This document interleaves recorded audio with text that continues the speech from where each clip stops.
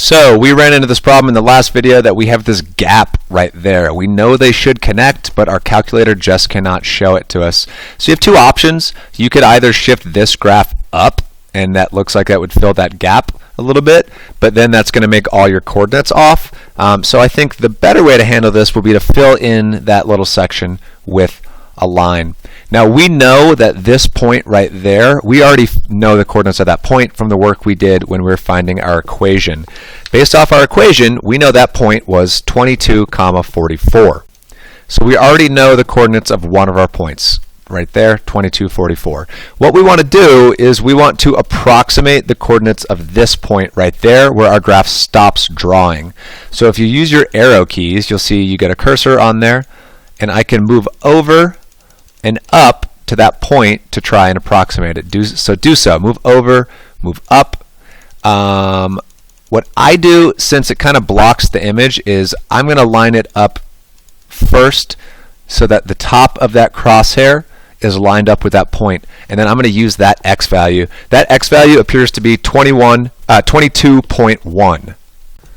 So I'm going to jot that down in my notes, and then I'm going to move over a little bit, and I'm going to line the left crosshair up with what appears to be the y value, and that y value looks like it's about 45.7.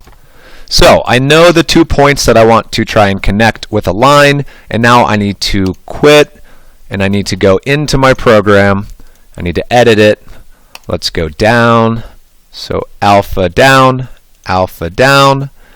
and let's go above what we just entered. Let's second insert a new line, and let's use the line feature. So to draw a line, you want to hit second program, and instead of drawing a function, we want to draw a line, option 2.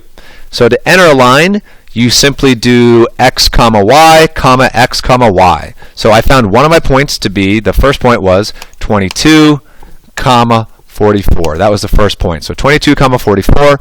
Now do another comma, and now list your second point, which we found to be 22.1 comma the y value 45.7. Close that off, and now let's run our program. Hopefully that will have now filled in that little gap, and we'll see what it looks like. Now it looks like it's not quite connected there to the left. So one thing I could do, there are a couple different ways I could handle this. The easiest way would probably just be to modify the x value of that point right there. And that bottom point that I found was the lower point. That was 22.44. So I can change that x value so it's a little bit more to the left. So where is that x value? Let's approximate it a little bit more accurately. It looks like that x value is actually a little closer to 21 than 22. So I can go back into my program, can edit it again. Let's go down to that line I drew. And that line, I'm saying instead of 22.44, let's try the point 21.44. That might approximate it a little bit better. So run that program. Now notice it's a little bit of an angled line. It looks like it matches up a little bit better. You can tweak that to your heart's delight to make it look more and more accurate. I was pretty obnoxious about mine, but you can make it look pretty good. Like when I look at that, that looks a little too slanty for me, so I might try moving that x value over a little bit more. So maybe try 21.5 instead of 21.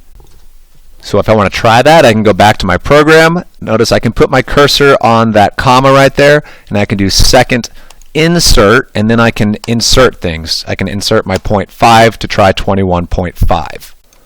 And now notice when I made that change, it just kind of smooths it out a little bit. I think it looks a little bit better than we had before. So definitely there is a lot of tweaking in this project. And you're going to have to tweak things to get them to turn out correctly. You're not always going to be able to line things up perfectly the first shot, so sometimes you'll need to change your equation, sometimes you'll need to use little lines to fill pieces in, but hopefully you have a better idea of how we're going about this project. I'll show you maybe a parabola in the next video.